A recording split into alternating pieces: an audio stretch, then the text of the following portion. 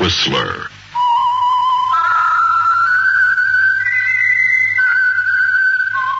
Presented by the United States Air Forces in Europe.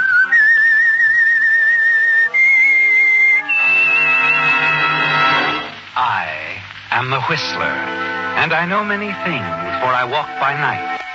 I know many strange tales hidden in the hearts of men and women who have stepped into the shadows. Yes, I know the nameless terrors of which they dare not speak.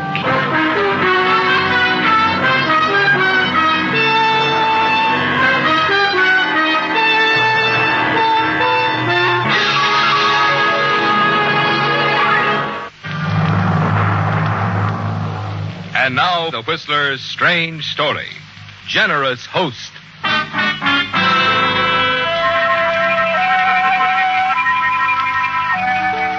The evening shadows were lengthening as Steve Neal's jalopy coasted to the curb and came to a stop in a quiet outlying district of Silverton. His eyes surveyed the high wall surrounding the Jameson estate as he wondered if the stories about the eccentric Gerald Jameson, the millionaire ex-silver miner who lived in this huge mansion, were true. Rather interesting stories, too, aren't they, Steve? Suddenly, in the shadows across the street, you see an elderly gentleman facing you, his hands high in the air, and a short, masked man holding a gun on him and rapidly going through his pockets. You jump from your car and race toward the two men. Hey, you! What are you trying to pull? Put down that gun! The highwayman whirls as you near, hesitates a moment, and then starts running. Hey, you! Stop! You follow, and he turns and then fires. Just over your head. You jump behind a small tree as the man turns and runs rapidly away. Then you walk back to the elderly gentleman. Are you all right, sir? Yes, thanks to you, young man. Thank you very much. Sorry I couldn't catch him. I'm glad you came along just when you did. Well, I didn't. The man was angry because I had no money with me. Why? Then he didn't take anything. Only a few dollars. Didn't have much with me. Oh, that was lucky for you. Yes, it was, young man. Mr. Neal. Steve Neal. Traveling artist. At your service. Mr. Neal, more than glad to meet you. Jameson's my name. Jameson? Yes, I was just taking an evening stroll. I live here in the house behind these walls. How about joining me in a drink? I can use one. Well, if you... No ifs about it, young man. I insist. Come along inside.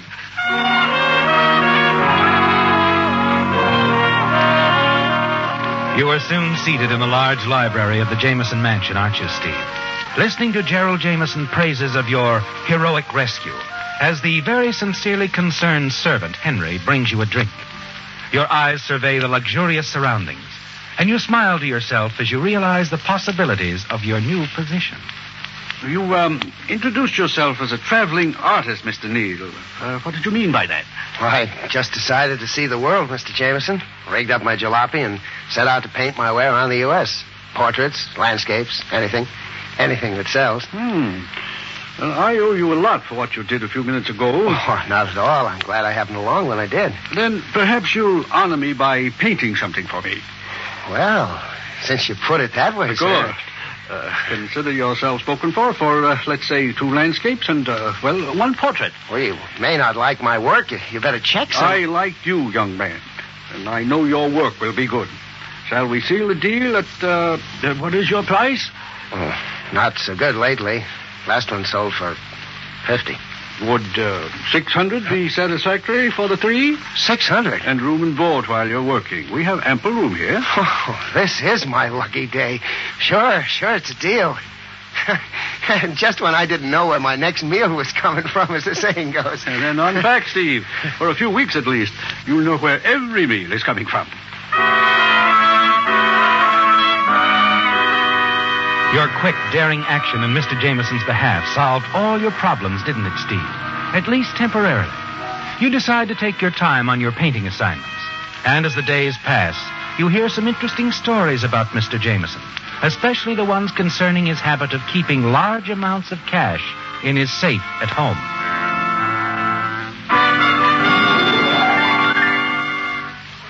You decide your opportunities are greater than you realize, and you make it a point whenever possible to watch Mr. Jameson, or his trusted servant Henry, open the safe in the library where your easel faces the wide French windows.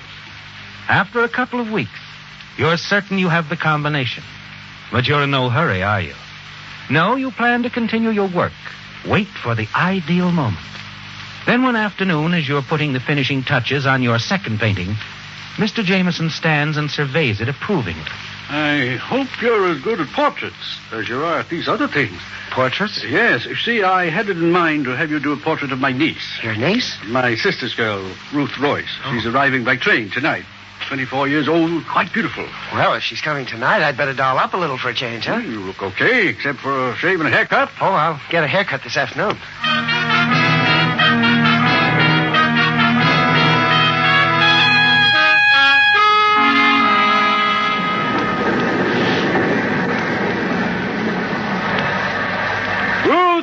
Ruth, here we are, over here. Uncle Jerry, you look wonderful. You, too. You're more beautiful than ever. Ruth, this is Steve, the Steve Neal I wrote you about. Hello, Steve. Nice meeting you, Ruth.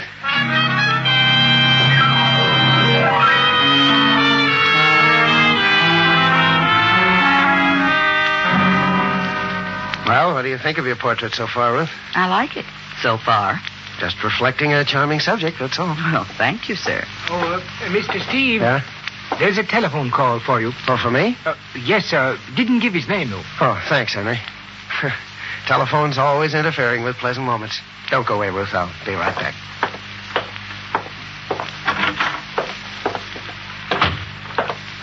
Hello.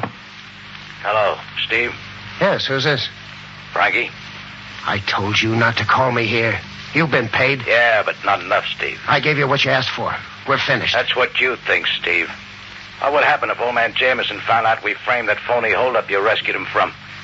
I could tell him all about that, Steve, and some other things, too. You'd better reconsider, friend, and fast. My bankroll's getting low. Real low.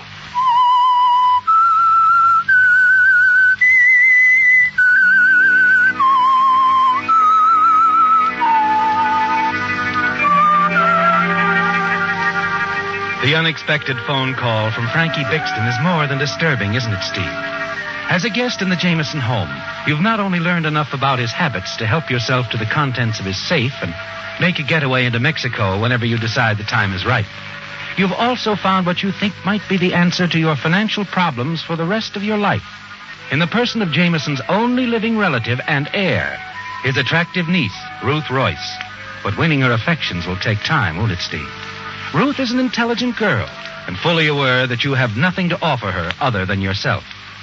Yes, you'll need time, and Frankie is a dangerous threat to such time, isn't he? You decide you've got to find a way to get rid of him once and for all. Meantime, you decide to see more of Ruth. You're certain she finds you attractive, and one evening in a quiet little cocktail lounge on the outskirts of town, you make your first move. Well, now that your portrait's about finished, it won't be long till I'll be on my way. Gonna miss me, Ruth? Probably. It's more than probably with me. I'm gonna miss you plenty. Really, Steve? Really. Hey, excuse me, sir. Yeah? What is it with you? I'm sorry to interrupt, but a gentleman asked me to tell you he'd like to see you for a few minutes privately. Me? You must be mistaken. I don't think so. He pointed you out. The name is Neal, isn't it? Oh, yes, but... Well, tell him I'll see him some other time. Well, he says it's very important to you, sir. Oh, all right. I'll see him. Excuse me a couple of minutes, will you, Ruth? Of course. This way, sir. There's the gentleman. There. Thank you. Frankie. You fool. What's the idea of trying to see me here? Mr. Jameson's niece is with me. Yeah, I know. So if I were you, I'd quiet down, get this over with quick. Okay. Make it snappy, will you? Sure, make it real snappy. I need some dough. So do I. Jameson's only paid me for one painting. Yeah, half of that'll do for now. You're out of your mind. Yeah, I guess I'd better see Mr. Jameson. Yep. Okay, Frankie, I guess you win. Will 100 hold you for a while? A little while. Say till you get paid for another painting. Well, it might be tomorrow. It might be next week. Next Monday will be fine. Let's say 100 then and 100 the following week, okay? Guess it has to be. How long do you expect this blackmail to keep paying off? Not too long. Just till you're all finished with Jameson and his niece. Incidentally, you better be getting back to her, hadn't you? Oh, yeah. Yeah, I guess I had. Wait a minute. See you Monday night, 10 o'clock. Here. Sorry, Ruth. That's all right. Business? Yeah, sort of.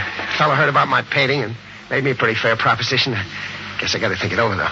That's always a good idea. Look, Ruth, how about getting out of here, huh? I can't even build up to a romantic conversation without a waiter button in to tell me some guy wants to talk to me. All right, Steve. Anywhere you say. Well, I thought we might drive out to the lake. Kind of like to finish that conversation we were having when that waiter interrupted us. I would too, Steve.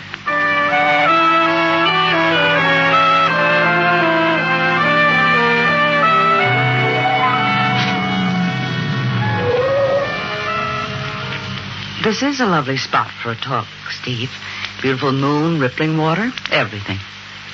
You were saying something about if you'd met me under different circumstances. Yeah.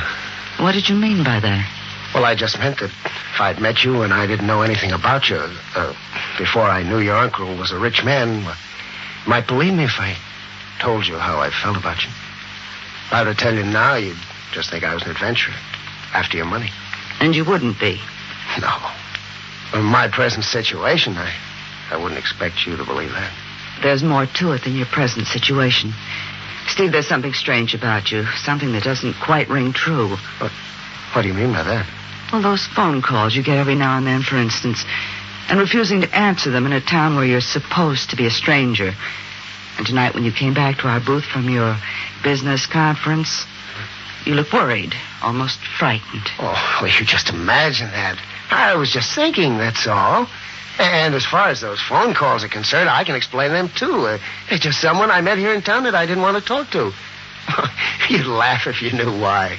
I hope so, Steve. I truly hope so. Ruth, you mean I've got a chance? You know you have, or you wouldn't have even brought it up.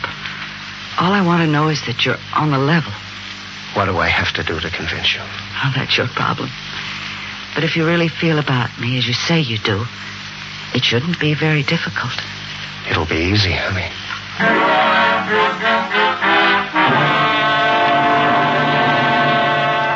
But it won't be easy, will it, Steve? No, it'll be almost impossible. And you wonder whether Ruth is worth the effort. That night you lie awake thinking about it. You decide your first problem is Frankie. Toward morning, it suddenly hits you the perfect solution. A solution that will give you time to decide exactly how to make your opportunity with the Jamesons pay off, and the additional time to carry out your plans.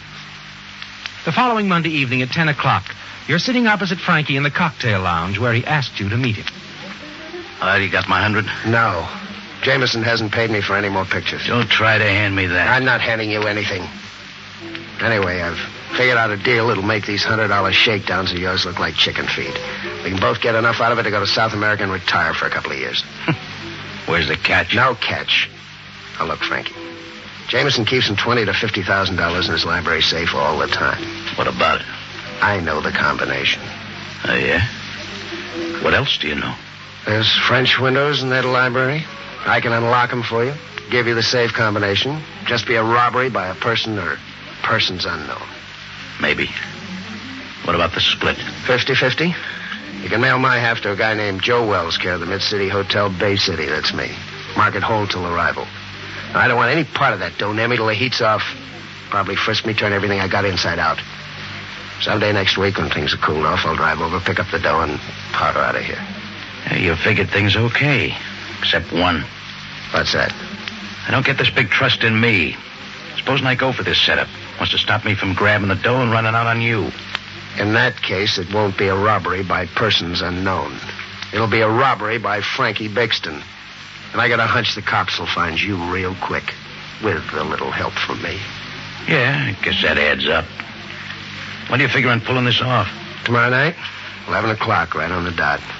Mr. Jameson, Henry, and I'll be playing billiards upstairs in the billiard room. Ruth will be in bed. She's getting up at 5 the next morning to go horseback riding. You can't miss.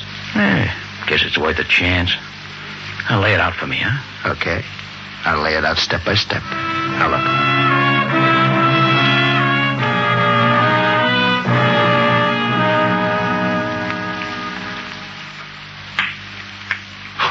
Well, nice shot, Henry. Oh, just luck, sir. Oh, luck, nothing. You handle that cue like a professional. Another? I see what you mean. Wait a minute. Quiet, everybody. What's wrong, Steve? I think I heard somebody in the library. I didn't hear anything. Neither did I, Mr. Steve. It must be your imagination. No, I don't think so. Anyway, I think I'd better investigate. Do you have a revolver, Mr. Jameson? Why, yes, in the top drawer of the dresser in my bedroom. Good. I'll get your gun and sneak downstairs. Now, you and Henry keep right on playing billiards as though nothing had happened. If anyone is down there, No, just a minute, Steve. That's dangerous. No, don't worry. I'll be careful. And keep the game going. Go ahead.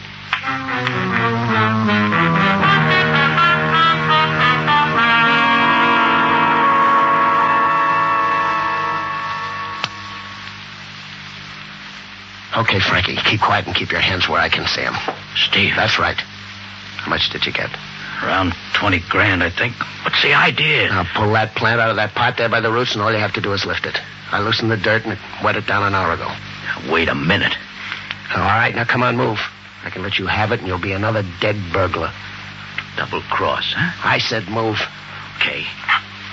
Now, out those French windows, Frankie. Look, Steve. Come on, get going. Hey, you! You, stop! Stop or I'll shoot!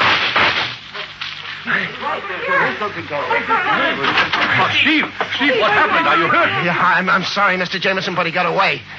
Well, you did your best, Steve, and I won't forget it. Oh, thank you, sir. Ruth, you'd better phone the sheriff while I examine the safe and see what's missing.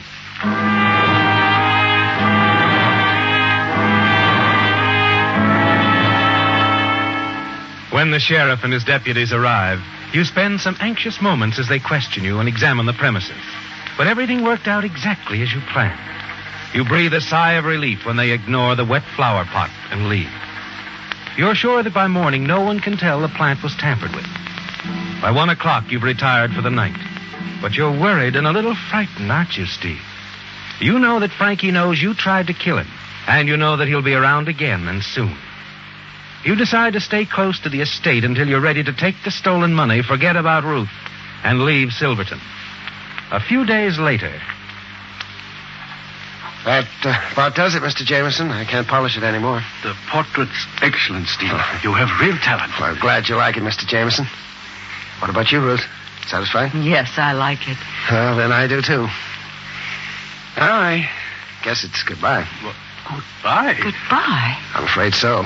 My work's done. It's time for me to move on. But there's no hurry. I'm afraid there is, sir. See, I've been offered a job on the coast as a commercial artist, and I've decided to take it. I'll be leaving day after tomorrow.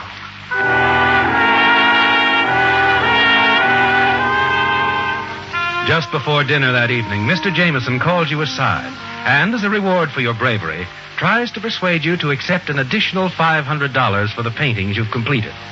When you decline, you're certain from the expression on his face that he's pleased at your decision. Jameson treats you almost like a son, doesn't he, Steve? You spend most of the next day in your room, ostensibly writing letters and packing your few belongings. That evening after dinner, you chat pleasantly with Jameson and Ruth until nearly midnight. When they finally decide to retire, you tell them you're going to enjoy a midnight snack and then check your car. As soon as you're sure they're asleep, you go into the library, remove the stolen money from the flower pot, go outside to the garage and stuff the bills under the cover of the driver's seat. Then as you turn around... Going somewhere, Steve. Frankie. Yeah. You're not such a good shot. Well, I was just putting on an act. You know that. Your act was too good this time. You were trying to knock me off. Oh, no, you're all wrong, I've been Frankie. waiting to get you, Steve. And this is it. As Frankie starts toward you, you see a knife blade flash in the moonlight. You're standing with a car door open, and your hand closes around a wrench in the front seat. You lunge directly toward Frankie, and your surprise attack throws him off balance. As he stumbles, you strike him on the head and watch him fall forward and lie still. After what seems hours, you realize he's dead. For a moment, you're panicking, and then relieved to know he's permanently out of the way. Quickly, you open the trunk lid of your car and place his body inside. And then lean against the car and light a cigarette. Who's that? Who's there? It's me, Steve. Ruth. What are you doing here? I couldn't sleep. I thought I might take a little drive. Oh, I couldn't sleep either. Steve. Yes. I'm kind of glad you're out here. I wanted you to know something before you left. I think you're on the level. Ruth, you mean it? I mean it. Well, thanks, Ruth. That's all I can say right now. Just thanks. Do you still want to leave? Take that job on the coast? I have to, Ruth. But I'll be back, honey. Soon.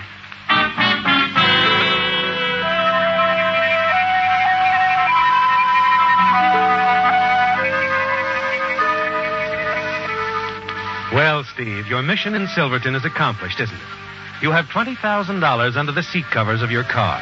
And when that's spent, you're certain you can come back and marry Ruth Royce, the niece and only relative of your wealthy benefactor, Gerald Jameson. And even though the body of the man you killed, Frankie Bickersons, is in the trunk of your car, you're not worried, are you, Steve? No, you're certain that once you're on your way, you can find a lonely stretch of road where you can easily dispose of this important link to your part in the successful robbery of the Jameson safe. Next morning, after a lengthy breakfast, Mr. Jameson and Ruth accompany you out the front door and around the house to the drive. Well, who does this belong to? You, Steve. It's all yours, fully equipped. When you refused to allow me to pay you what I thought your paintings were worth, I decided to make it up to you in some other way. The surprise part was Ruth's idea. Certainly a surprise, all right. As soon as you sign these transfer papers, it'll be all yours. You like it, don't you, Steve? Oh, sure. But what about my old jalopy? Where is it? Mr. Burke drove it back to the garage when he delivered this new station wagon for you early this morning. Oh, how could I? It was locked. I still have the keys. Henry had an extra key made when you let him drive your old car into town yesterday. Well, what's the matter, Steve? You look so strange. Oh, nothing. Except getting a new station wagon is quite a shock. Besides, I had so much personal stuff in that old jalopy of mine. I think I better check on it before I leave. Where is it? At the Main Street garage. But it looks like it won't be necessary for you to go after it, Steve. It's turning into the drive right now. And Sheriff Wilson is driving. Now, what do you suppose the sheriff's doing in that old jalopy of yours, Steve? The Whistler. Listen next week when once again the United States Air Forces in Europe present The Whistler.